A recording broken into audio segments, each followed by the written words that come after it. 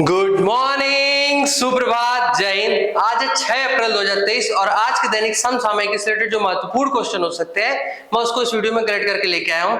अगर आप किसी ऐसे एग्जाम की प्रिपरेशन कर रहे हैं जिसमें करंट अफेयर पूछा जाता है तो ये वीडियो निश्चित तौर पर आपके लिए बहुत ज्यादा हेल्पफुल होने वाली है। अगर आप एसएससी सीजीएल का फॉर्म नहीं भरे हैं तो फॉर्म जल्दी से भर दीजिए, क्योंकि लास्ट के 10 दिन या एक हफ्ते तक क्या कहते हैं सर्वर तो चलेगा नहीं, तो फॉर्म आपका रखा का रखा रह जाएगा। और मैक्सिमम बच्चे तभी फॉर्म भरते हैं, इसीलिए सर्वर भी उसी समय डाउन होता है। तो चलिए शुरू करते हैं। आज का पहला क्वेश्चन है, नाटो का 21वां सदस्य किसे बनाया गया है? किसका सदस्य बनाया गया? सबसे पहले क्वेश्चन ध्यान से पढ़ेंगे। क्वेश्चन जितना ध्यान से पढ़ेंगे एग्जाम में सफल होने के चांसेस उतने अच्छे हो जाएंगे। क्यों? नाटो का 21वां सदस्य किसे बनाया गया है, यानी नाटो कोई ऑर्गेनाइजेशन है ना। तो अब देखिए क्या था, पूरी कहानी क्या है। तो वक्त था सेकेंड वर्ल्ड वॉर का। कब का? सेकेंड वर्ल्ड वॉर का। सेकेंड वर्ल्ड वॉर कब स्टार्ट हुई थी? 1939 में। कब खत्म हुई थी? 1945 में। इसमें पूरा जो दुनिया थी वो दो पार्ट में बढ़ गई, मेनली दो पार्ट में। एक आ गई यूएसए के अंडर में और दूसरी आ गई यूएसएसआर के अंडर में। यूएसए मतलब अमेरिका और यूएसएसआर मतलब रसिया यानी रूस। यूएसए के अंडर में जो आई वो कैपिटलिस्ट थी यानी पूंजीवादी थी, और यूएसएसआर के अंदर में जो आई वो थी साम्यवादी, पूंजीवादी, पैसे वालों के पीछे चलती है। तो इन लोगों ने एक आर्मी का ग्रुप बनाया। अब आर्मी का ग्रुप बनाया, उसका नाम क्या रखा? उसका नाम रखा NATO, नाटो, मिलके काटो। मिलके काटो का क्यों? क्योंकि इनकी एक आर्टिकल ऐसी है, आर्टिकल नंबर 5, जो कहता है कि अगर नाटो के जो अब 31 मेंबर है, नाटो के 31 मेंबर में से किसी को भी आपने हाथ लगा दिया तो 31 के 31 देश मिलके आप पे अटैक कर देंगे। उसमें अमेरिका भी है। बहुत खतरनाक ये आर्टिकल नंबर 5 है, इसलिए नाटो का नाम नाटो नहीं हो गया, काटो होना चाहिए था। तो नाटो का फुल फॉर्म क्या है? North Atlantic Treaty Organisation. क्या है? North Atlantic Treaty Organisation. कब इसका गठन हुआ था? 4 अप्रैल 1949, सेकेंड वर्ल्ड वॉर खत्म होने के बाद। इस समय जो नाटो के हेड है उनका नाम है जेंस स्टोल्टेनबर्ग। तो उन्होंने क्या किया है, उन्होंने इस समय फिनलैंड को अपने में एंट्री दे दी है और वो कुछ दिनों में उनका हिस्सा बन जाएगा। अभी फिनलैंड में इलेक्शन थे। जो फिनलैंड की सबसे यंग प्राइम मिनिस्टर थी, क्या नाम था उनका? सना मारिन। वो इलेक्शन हार गई हैं और इसके बाद जो इनकी विपक्ष वाली पार्टी थी, अब वो जब पीएम डिक्लेयर कर देंगी तो उनका मेन एजेंडा था कि नाटो में हम शामिल होना चाहते हैं। अब नाटो के मुख्यालय के बाहर फिनलैंड का झंडा भी लग गया है, तो फिनलैंड शामिल हो गया।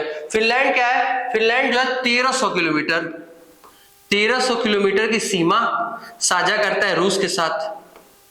अब देखिए फिनलैंड तो शामिल हो गया नाटो में, तो इसमें इतनी बड़ी क्या बात है कि जो इसका इतना हवा बनाया जा रहा है? तो इसका हवा इसलिए बनाया जा रहा है क्योंकि 1300 किलोमीटर। आप सोच सकते हैं कि आप जहां भी रहते हो वहां से 1300 किलोमीटर कितनी लेंथ होती है। 1300 किलोमीटर रूस, जो कि यूएसएसआर था यूएसए का एंटी, तो यूएसएसआर के सीमा पे यानी रूस की सीमा पे अब उसका दुश्मन यहाँ 1300 किलोमीटर दूर पे, यहाँ इसका दुश्मन जो अमेरिका है वो रूस की सीमा पे आके बैठ गया है। अब जब दुश्मन इतने पास बैठेगा तो रूस तो बौखलाएगा ही। पिछली बार क्या हुआ था? यूक्रेन ने सिर्फ बात कही थी कि हम मिलना चाहते हैं, I want to join you. इतने पे साल भर बर्बाद कर दिया यूक्रेन को रूस ने, और इन्होंने ज्वाइन भी कर लिया है। अब देखिए रूस तो एकदम बौखलाया हुआ है, क्या करता है अब तो वो धीरे धीरे न्यूज के साथ पता चलेगा। तो कौन है? फिनलैंड। फिनलैंड को क्या बोलते हैं? फिनलैंड को बोलते हैं लैंड ऑफ लेक्स, यानी झीलों का देश। इसके बाद है नॉर्वे। नॉर्वे की कैपिटल क्या है? ओस्लो। क्या है? ओस्लो। शांति का नोबेल पुरस्कार ओस्लो में मिलता है। स्वीडन की कैपिटल क्या है? स्टॉकहोम। क्या है? स्टॉकहोम। बाकी के नोबेल यहां से मिलते हैं। फिनलैंड का क्या है? फिनलैंड की कैपिटल है हेलसिंकी। इसके बाद है डेनमार्क। डेनमार्क की कैपिटल क्या है? कोपेनहेगन। क्या है? कोपेनहेगन। ये सब के सब स्कैंडिनेवियाई कंट्री हैं। डेनमार्क का अधिकार जो है वो ग्रीनलैंड पे भी है। ठीक है, किस पे है? ग्रीनलैंड पे है, इसलिए ग्रीनलैंड को भी स्कैंडिनेवियाई कंट्री मान लिया जाता है। नहीं भी मानेंगे तो कोई दिक्कत नहीं है, यही चारों मेन है। अब डेनमार्क का हिस्सा है तो जो डेनमार्क का है वो उसका भी है। अब इसके बाद तो इसमें किस नंबर का सदस्य बना था फिनलैंड? 31वें का, 31। किस नंबर का? 31 नंबर का सदस्य बना है फिनलैंड। इसके बाद आगे का क्वेश्चन देखते हैं। क्वेश्चन से पहले कुछ इंपॉर्टेंट फैक्ट देखते हैं। स्कैंडिनेवियाई कंट्री कौन कौन सी थी? Norway, Sweden, Finland, Denmark. Norway, Sweden, Finland, Denmark, चारों स्कैंडिनेवियाई कंट्री है।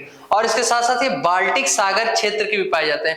इसलिए फिनलैंड जो शामिल हुआ है ये बाल्टिक क्षेत्र का 7वां देश है। किसका? बाल्टिक क्षेत्र का 7वां देश है। फिनलैंड पहले यूएसएसआर का हिस्सा था, यानी रूस का पहले हिस्सा था और अब वो उसके दुश्मन से मिल रहा है, इसलिए वो और खटका ही रहेगा। इसके बाद आगे देखते हैं एनडीबी का नया मेंबर। एनडीबी क्या है? National development banks. किस समूह ने बनाया है? तो इसको बनाया है एनडीबी को बनाया है ब्रिक्स ने।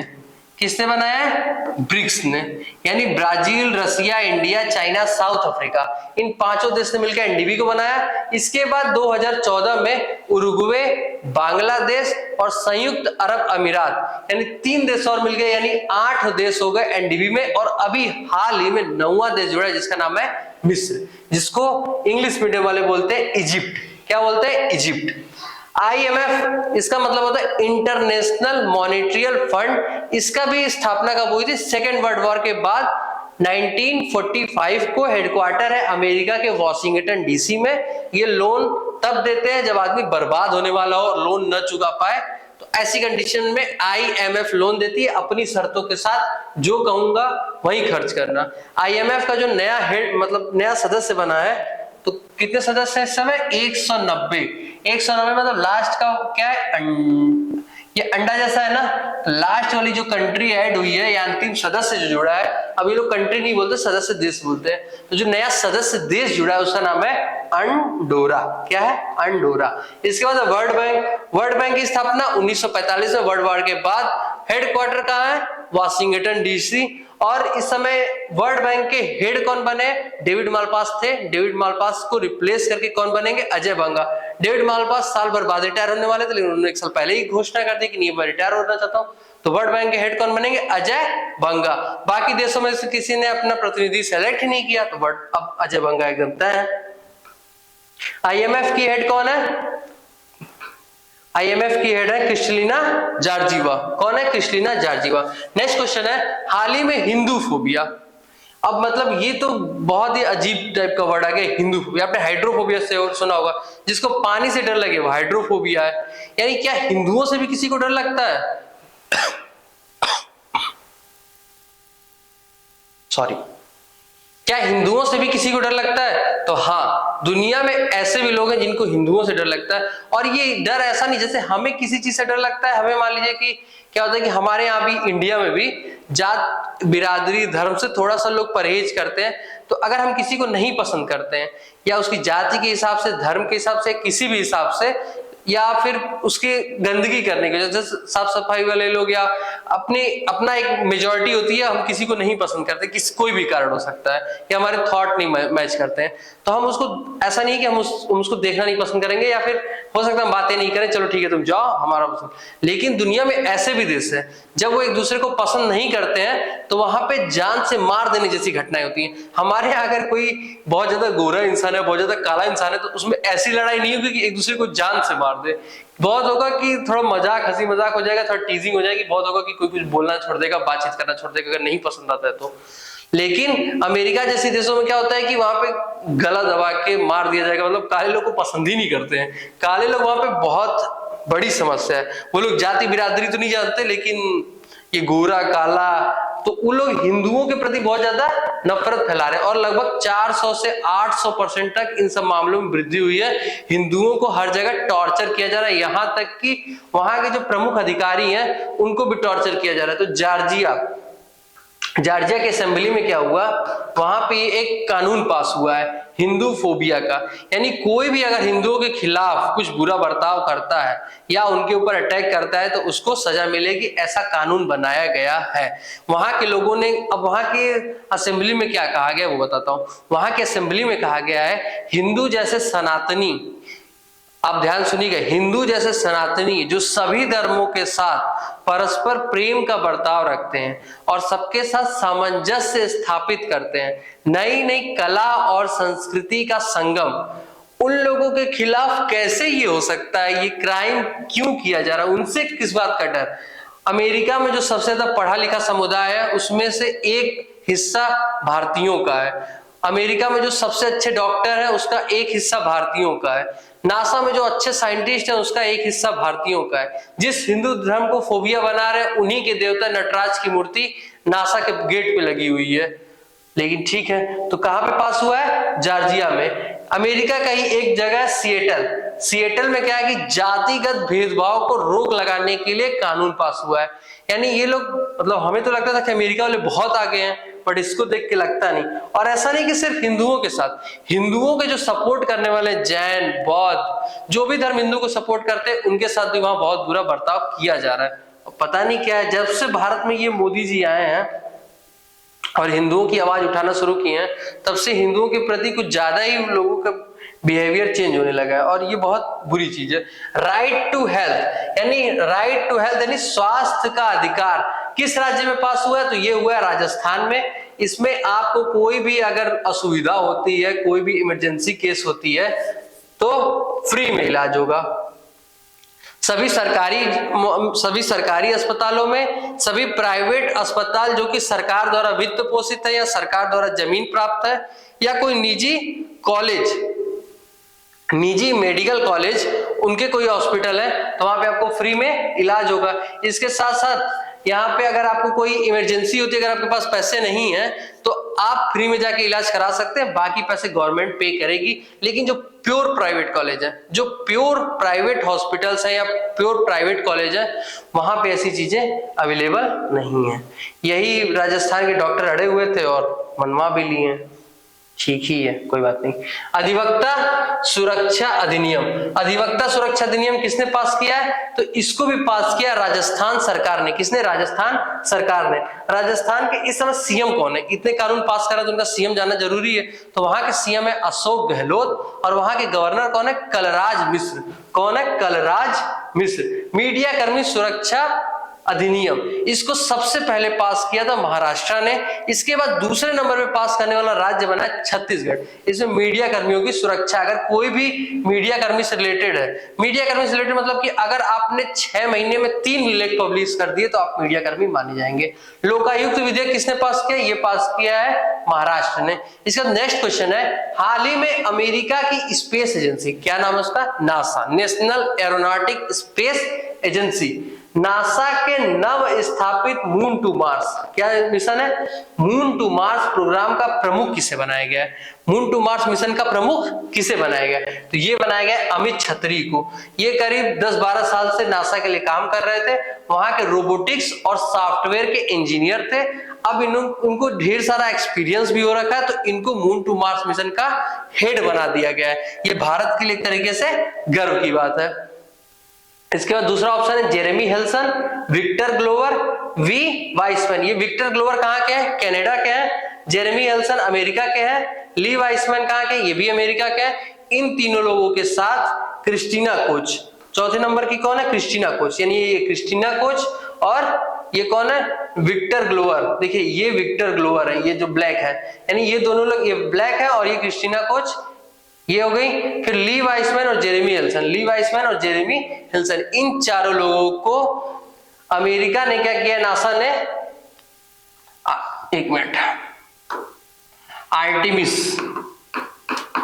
इस नाम को याद कर लीजिएगा, आर्टेमिस 2 मिशन के लिए सेलेक्ट किया है। ये लोग जाएंगे 2023 या 24 के लास्ट में, 2025 के शुरुआत में चंद्रमा के चारों तरफ 10 दिन तक चक्कर लगा, करीब 2 लाख से 2.5 लाख किलोमीटर की ट्रेवल करके वापस धरती पे आएंगे और ये लोग बताएंगे कि चंद्रमा पे लैंडिंग करने का सबसे बेस्ट रास्ता कौन सा हो सकता है। इसके बाद 2025 के लास्ट तक या 2026 की शुरुआत तक ये लोग चंद्रमा पे लैंड भी करने वाले हैं। तो चंद्रमा पे लैंड करने वाली पहली महिला बन जाएंगी, अगर ऐसा सक्सेसफुल होता है तो, क्रिस्टीना कोच। वैसे क्रिस्टीना कोच के नाम पे एक रिकॉर्ड भी है, 328 दिन तक अंतरिक्ष में रहने वाली पहली महिला कौन है? क्रिस्टीना कोच, इतनी लंबी अवधि तक। इसका नेक्स्ट क्वेश्चन, हाल ही में WHO फुल फॉर्म क्या था, वर्ल्ड हेल्थ ऑर्गेनाइजेशन, कब स्थापना हुई थी, 7 अप्रैल 1948 को। WHO ने किसे मलेरिया मुक्त होने के लिए प्रमाणित किया है, तो WHO स्वास्थ्य की निगरानी रखते हैं। अगर कहीं पे 2-3 साल तक किसी बीमारी का, किसी स्पेशल बीमारी का कोई केस ही नहीं मिलता है तो उसको उस बीमारी मुक्त घोषित कर दिया जाता है। तो तजाकिस्तान और अजरबैजान 2 जगह को मलेरिया मुक्त घोषित कर दिया गया है, क्योंकि वहां पे इसके केस मिलने बंद हो गए हैं। मलेरिया किसके काटने की वजह से होता है, तो मलेरिया होता है फीमेल एनाफिलीज, या हिंदी में कहीं लिखा रहता है मादा एनाफिलीज मच्छर के काटने से होता है।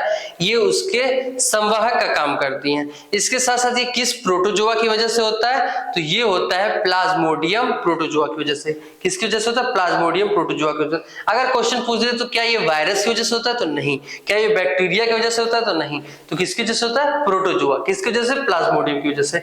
इसके बाद ऑप्शन इधर देखिए, मलेरिया है, मलेरिया मैंने बता दिया प्लाज्मोडियम की वजह से होता है, स्प्लीन पे असर करता है, और ये होता है फीमेल एनाफिलीज, मादा एनाफिलीज के काटने की वजह से होता है। पायरिया मसूड़ों में होता है, किसकी वजह से होता है, एंटी अमीबा जिंजिविलिस की वजह से। सोने की बीमारी सीसी मक्खी के काटने की वजह से होता है, ये मस्तिष्क को प्रभावित करता है सोने की बीमारी, और ये होता है ट्रिपैनोसोमा, मैं इसको लिख देता हूं, थोड़ा टफ नाम है,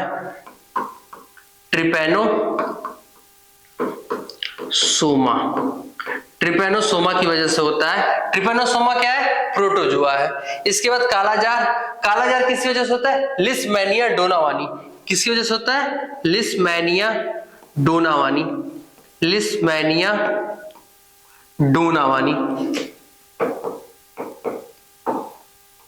इसके बाद है पेचिस की वजह से, किसकी वजह से होता है, पेचिस होता है। पायरिया किसकी वजह से होता है, एंटी अमीबा जिंजिविलिस, तो ये भी होता है anti amoeba histolytica.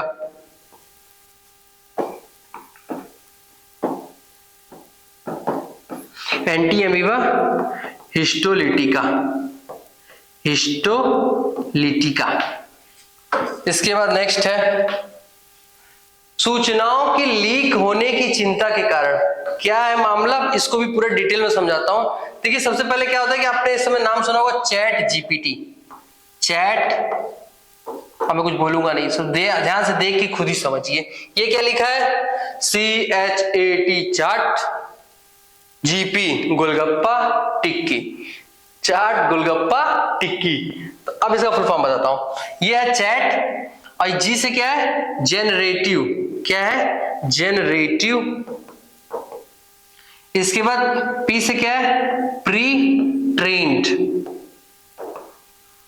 Generative pre trained transformer.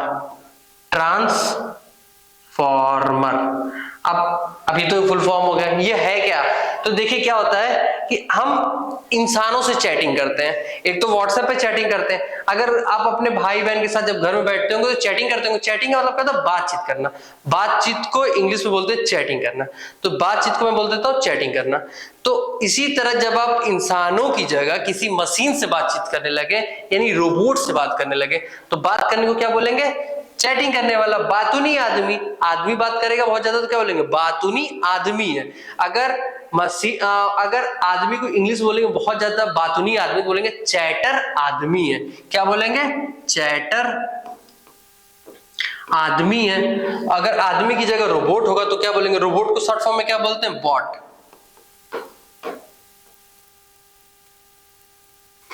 Chatter bot, तो चैट बॉट को शॉर्ट फॉर्म बोलते हैं चैटर बॉट। अब इन दोनों को मिला के नया वर्ड बना दिया गया है, चैट बॉट। आपको पता है ये शॉर्टकट का जमाना है, चैट बॉट। पापा को पॉप्स, मम्मी को मॉम्स, चैटर बॉट को चैट बॉट। तो चैट बॉट एक रोबोट से बात करने का तरीका है। कौन सा, इस बार कंपनी कौन सी है, तो कंपनी है चैट जीपीटी। कौन सी है, चैट जीपीटी। किस कंपनी की है, ओपन एआई। किसकी है, ओपन एआई मतलब आर्टिफिशियल इंटेलिजेंस। आर्टिफिशियल इंटेलिजेंस क्या होता है, एक इंटेलिजेंस हम लोगों की होती है, हमारा दिमाग है, और उसी तरह जब मशीन खुद को सोचने लगे, हमने कंप्यूटर को बोला खुल जाओ, इसी बोर्ड को बोला कि अब आगे पेज टर्न करो, तो ये कहे कि नहीं टर्न नहीं करेंगे, पहले पूरा पढ़ा लीजिए तब टर्न करिएगा। तब इसके मतलब खुद का दिमाग आ गया ना। हम बोले कि अपने फोन से बोले, फोन का क्या उधर है, फोन से बोले कि कॉल पापा, बोले कि चुपचाप पहले अपना काम करो, बाद में पापा कॉल करना। तो मतलब उसके पास खुद का दिमाग है क्या, मना कर रहा है। हम उससे बोले कि तबीयत खराब नहीं है, मतलब तबीयत एकदम सही है, कॉल एम्बुलेंस, कहेगा नहीं तबीयत खराब नहीं है, कॉल नहीं करूंगा। तो मतलब उसके पास खुद का दिमाग है, खुद से सोचने की थिंकिंग आ गई, तो वो हो गया आर्टिफिशियल इंटेलिजेंस। इससे पूरी दुनिया में लोग डरे हुए हैं। डरे हुए क्यों हैं? क्योंकि ये देखिए अब इसके पास खुद का दिमाग आया कैसे।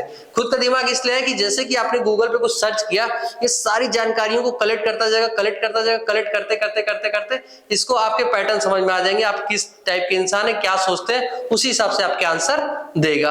और जैसे कि आपका सर्च इंजन है गूगल, गूगल और चैटबॉट में डिफरेंस क्या ये बताता हूं। गूगल जो है वो आपकी चीजों को ज्यादा सेव नहीं करता। आपने अगर 10 दिन पहले राष्ट्रपति सर्च किया होगा तो हो सकता है कि इंडिया का राष्ट्रपति खुल गया हो, लेकिन आज सर्च करेंगे तो हो सकता है कि वर्ल्ड के टॉप राष्ट्रपति ही खुले। हो सकता है कि जो आपने 10 दिन पहले सर्च किया है वो अब खुले ही नहीं, लेकिन चैटबॉट ऐसा गारंटी है कि नहीं करेगा। वो 10 दिन पहले नहीं, आप 1000 दिन पहले कुछ सर्च किया तो सब स्टोर कर रखे रखो। लेकिन चैटबॉट अभी पैदा हुआ है, अभी हाल ही में। कब का पैदा हुआ है? 2021 में। लेकिन माइक्रोसॉफ्ट ने क्या किया है? माइक्रोसॉफ्ट गूगल एक ही है, तो माइक्रोसॉफ्ट ने क्या किया, उन्होंने भी एक लॉन्च किया बार्ड, इसको टक्कर देने के लिए। और ये अनलिमिटेड, जब से गूगल है, जो गूगल के पास जानकारी है सब सेव करेगा चैट बार्ड। तो किस देश ने बैन किया? इटली ने। क्यों? क्योंकि उसको पता चला कि चैट जीपीटी काम कैसे करता है, लोगों की डॉक्यूमेंट्स या लोगों की जानकारियां जुटाकर। और इटली जो है राइट टू प्राइवेसी यानी निजता के अधिकार को लेकर बहुत ज्यादा सेंसिटिव है। आपकी कोई भी पर्सनल चीजें लीक नहीं होनी चाहिए, तो इसलिए इटली ने इसको बैन कर दिया, ये कहते हुए कि ये निजता के अधिकारों का हनन है। किसका? निजता के अधिकारों यानी राइट टू प्राइवेसी के अगेंस्ट है। समझ में आया? आगे देखते हैं। इटली में वैसे किसी चीज का हेडक्वार्टर भी है, Food and Agriculture Organisation. Italy capital क्या है? रोम। अब अच्छा खाना खाने पे रोम रोमांटिक जैसा हो जाता है, तो इडली खुद खाने वाली चीज है, इडली की कैपिटल क्या है? रोम। इडली खाने पे यानी रोम खुश हो जाता है। भारत किस देश के साथ मिलकर, नेक्स्ट क्वेश्चन है, स्लीनेक्स। अब इसको नाम से ही इसको तोड़ देते हैं। एसएल से श्रीलंका, IN से इंडिया, EX एक्सरसाइज, ठीक है। तो स्लीनेक्स क्या होता है? इंडिया और श्रीलंका के बीच में नेवल एक्सरसाइज है, संयुक्त नौसैनिक अभ्यास 2023 का। और कौन सा संस्करण है? 10वां। कहां हो रहा है? ये हो रहा है कोलंबो में। कोलंबो कहां है? श्रीलंका की कैपिटल है। पिछली बार कहां हुआ था? पिछली बार विशाखापट्टनम में हुआ था। इस बार कहां हो रहा है? कोलंबो में हो रहा है। अब ये दो टाइप का होता है, एक होगा कि बंदरगाह पे होगा। कहां पे होगा? बंदरगाह यानी सी पोर्ट पे होगा। और एक कहां होगा? नौसेना पे। इसके लिए कौन गई है? INS कटलनी और सावित्री। INS सावित्री और INS कटलनी पार्टिसिपेट करने गई है। साथ में ही एक चेतक हेलीकॉप्टर भी गया हुआ है। तो जो बंदरगाह पे होगा, जो पोर्ट पे होगा, वहां पे सांस्कृतिक कार्यक्रम होंगे और ढेर सारे गेम खिलाए जाएंगे। और जो वहां पे होगा यानी कि ओशियन में होगा, समुद्र में होगा, उसमें क्या होगा? उसमें हम अटैक करना सीखेंगे, डिफेंस करना सीखेंगे। कोई हमारी सीमा में घुसा उसको रोकना सीखेंगे, और कोई पनडुब्बी आई उसको रोकना सीखेंगे। कैसे साथ में कोऑपरेट करेंगे। अगर कभी भारत या श्रीलंका पे कोई संकट पड़ा, मान लीजिए चाइना ने ही अटैक कर दिया मलक्का स्ट्रेट के थ्रू, तो इंडिया और श्रीलंका दोनों के लिए खतरा। अगर इंडिया गया तो श्रीलंका तो बचने कोई सवाल ही नहीं है। तो श्रीलंका कभी भी इंडिया खतरा आएगा तो श्रीलंका बचाने आएगा, या श्रीलंका कभी खतरा आएगा तो इंडिया जरूर बचाने जाएगा, क्योंकि पड़ोसी देश अगर गया तो उससे इंडिया पे भी खतरा होगा। तो अगर दोनों मिलकर एक साथ अटैक करना सीखेंगे नहीं, प्रैक्टिस नहीं करेंगे, तो एक दिन कैसे काम आएंगे दूसरे के। तो उसी लिए प्रैक्टिस की जा रही है। और कहां पे हो रही है ये? श्रीलंका में। भारत और किस देश के बीच में हो रही है? श्रीलंका में। और कहां ऑर्गेनाइज कराई जा रही है? तो श्रीलंका के ही कोलंबो में। कहां पे? कोलंबो में। इसके बाद नेक्स्ट क्वेश्चन है और आज का लास्ट क्वेश्चन है, हाल ही में दिवंगत। देखिए जो दिवंगत क्वेश्चन वाले क्वेश्चन होते हैं वो एग्जाम में पूछे ही जाते हैं। अगर 4 शिफ्ट है तो एक शिफ्ट में जरूर पड़ेगा, ये किसी न किसी सेट में आ ही जाता है। तो सलीम दुरानी कौन है? सलीम दुरानी। वैसे सब लोग चाहते हैं कि उनकी डेथ के बाद लोग उनको याद रखें, अब इनको भी हम याद ही कर लेते हैं। सलीम दुरानी भारत के ऐसे पहले क्रिकेटर जो कि अर्जुन पुरस्कार प्राप्त किए थे। कौन? अर्जुन पुरस्कार प्राप्त किए थे। साथ ही साथ क्रिकेट में इतने अच्छे थे ही, ये स्पिनर भी थे, मतलब बॉलिंग भी करते थे। साथ में जब डिमांड होती थी, जैसे कि मतलब अब छक्के की जरूरत है, तब छक्का मारते थे। कमाल के आदमी थे। इसके बाद साथ ही साथ 1971 में एक मूवी आई थी जिसका नाम था चरित्र। उसमें ये उस समय की प्रतिष्ठित हीरोइन एक थी, उनका नाम था प्रवीण बॉबी। क्या नाम था? प्रवीण बॉबी। प्रवीण बॉबी के साथ भी इन्होंने काम किया था बतौर एक्टर, बतौर हीरो। तो ये कौन थे? ये थे सलीम दुरानी। किस खेल से रिलेटेड है? क्रिकेट से। और ये बहुत जाने माने क्रिकेटर थे। अब अर्जुन पुरस्कार पाए तो कोई ऐसे ही तो पाया नहीं होगा। सौरभ खाकर किस चीज से रिलेटेड है? बॉलीवुड के अभिनेता है। ओपी कोहली गुजरात के पूर्व राज्यपाल रह चुके हैं, इनका भी निधन हो चुका है। परवेज मुशर्रफ पूर्व राष्ट्रपति ऑफ पाकिस्तान। बालकृष्ण दोषी, इनकी डेथ हुई 25 जनवरी 2023 को और 26 जनवरी बालकृष्ण दोषी को मिला भारत का सेकेंड हाईएस्ट सिविलियन अवार्ड जिसको बोलते हैं पद्म विभूषण। एक चीज मिस कर दी है, पद्म विभूषण पा लिए, पद्म श्री पा लिए, लेकिन पद्म विभूषण पाते समय ये थे नहीं। अब अजीब ही किस्मत है, ठीक ही है। पहले कौन है? फुटबॉल के सबसे बड़े खिलाड़ी, एक दिग्गज खिलाड़ी। ये जब शुरुआत में बचपन में खेला करते थे तो इनके पास शूज नहीं होता था। ये उस टाइप के खिलाड़ी रहे और पूरी दुनिया में इन्होंने फुटबॉल में अपना नाम किया है। कहाँ खिलाड़ी है? ब्राजील के। श्याम शरण नेगी भारत के पहले मतदाता। कौन? भारत के पहले मतदाता जिनका निधन हुआ है, श्याम शरण नेगी। कहाँ के थे? हिमाचल प्रदेश के। अब आज के सारे क्वेश्चन का एक बार रिवीजन कर लेते हैं, उसके बाद स्टैटिक जी के थोड़ा सा पढ़ लेंगे, फिर आज का क्वेश्चन, फिर एक पॉजिटिव कोट के साथ बाय बाय। तो आज का पहला क्वेश्चन है, खुल जा सिमसिम। नाटो का 31वां 31st, ये किसवां लिखा है, इस पे कंफ्यूज नहीं होने का। 31st सदस्य बना है फिनलैंड। कौन सा? 31st। नाटो का फुल फॉर्म क्या है? North Atlantic Treaty Organisation. NATO का हेडक्वार्टर का है ब्रुसेल्स, बेल्जियम के ब्रुसेल्स में। हाल ही में हिंदू फोबिया खिलाफ प्रस्ताव पारित करने वाला अमेरिका का पहला राज्य कौन सा बन गया? जॉर्जिया। और इसके बाद ये नीचे क्या था? नीचे सिएटल में जातिगत भेदभाव को रोकने के लिए एक विधेयक पारित हुआ है। हाल ही में अमेरिका की स्पेस एजेंसी नासा ने मून टू मार्स प्रोग्राम का प्रमुख नियुक्त किया अमित छत्री को। किसको? अमित छत्री को। हाल ही में डब्ल्यूएचओ ने किसे मलेरिया मुक्त होने के लिए प्रमाणित किया? तजाकिस्तान और अजरबैजान कैपिटल क्या? बाकू। इसके बाद नेक्स्ट है, सूचनाओं के लीक होने की चिंता के कारण हाल ही में चैट जीपीटी पर प्रतिबंध लगाने वाला पहला देश बना है इटली। इटली कैपिटल क्या है? रोम। भारत किस देश के साथ मिलकर 10वां स्क्लीनेक्स कभी भी पूछ दे किसके साथ हो रहा है? श्रीलंका के साथ हो रहा है। लेकिन हाँ ये पूछ देगा कि इंडिया की तरफ से पार्टिसिपेट करने वाला कौन सा पोर्ट आईएनएस था? तो आईएनएस सावित्री और आईएनएस कटलनी। इसके बाद नेक्स्ट है, और इनकी तरफ से अब उनका तो आईएनएस होगा नहीं, उनका SLNS Sri Lanka NS naval ship, SLNS समुद्र। इसके बाद हाल ही में दिवंगत हुए सलीम दुरानी कहाँ के? किस गेम से रिलेटेड है? कुश्ती से, क्रिकेट से रिलेटेड है। और साथ में इनको क्रिकेट का प्रथम अर्जुन पुरस्कार भी मिला है। इसके बाद स्ट्रेटेजी के में देख लेते हैं सेरीकल्चर। सेरीकल्चर किसका है? रेशम का रुमाल, रेशम कीटों का पालन। किसका? रेशम कीटों का पालन करने को बोलते हैं सेरीकल्चर। एपीकल्चर क्या होता है? एपीकल्चर होता है मधुमक्खी पालन। किसका? मधुमक्खी पालन। इसका पीसी कल्चर क्या है? मछली।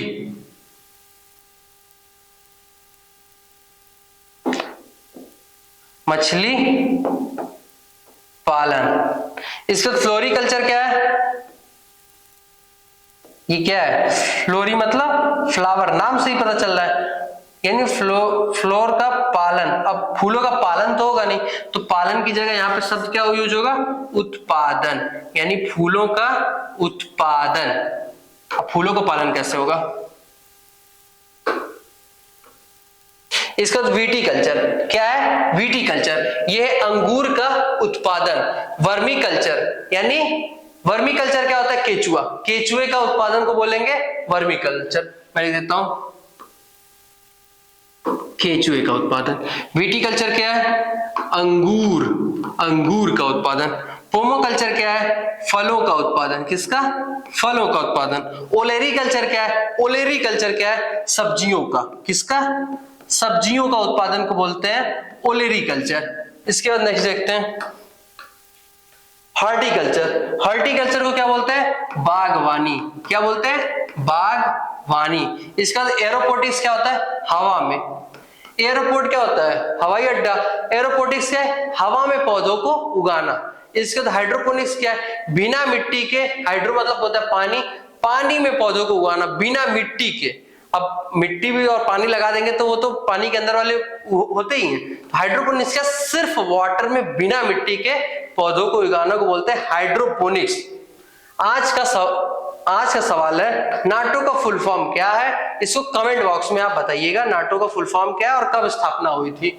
अब सुनिए, ये फोटो देखिए कब की है? रियो 2016 की है। अब अगर इसको देख के भी अगर आपको हिम्मत नहीं मिलती है तो फिर हिम्मत शायद ही कोई दे पाए, और इसको देख के जितनी हिम्मत मिलेगी उतनी कहीं से आपको हिम्मत नहीं मिलेगी। यूं ही नहीं मिलती राही को मंजिल, यूं ही नहीं मिलती राही को मंजिल, एक जुनून सा दिल में जगाना पड़ता है। यूं ही नहीं मिलती राही को मंजिल, एक जुनून सा दिल में जगाना पड़ता है। पूछो चिड़िया से कि कैसे बनता है घोंसला, पूछो चिड़िया से कैसे बनता है घोंसला, तो वो क्या बोलेगी? एक एक तिनका कर कर के बनाना पड़ता है। कैसे? एक एक तिनका करके घोंसला बनाना पड़ता है। एक एक क्वेश्चन को पढ़ के, एक एक पॉइंट को कलेक्ट करके एग्जाम निकलते हैं, क्वेश्चन बनाना पड़ता है। तो keep study, keep motivating, keep healthy. Thank you.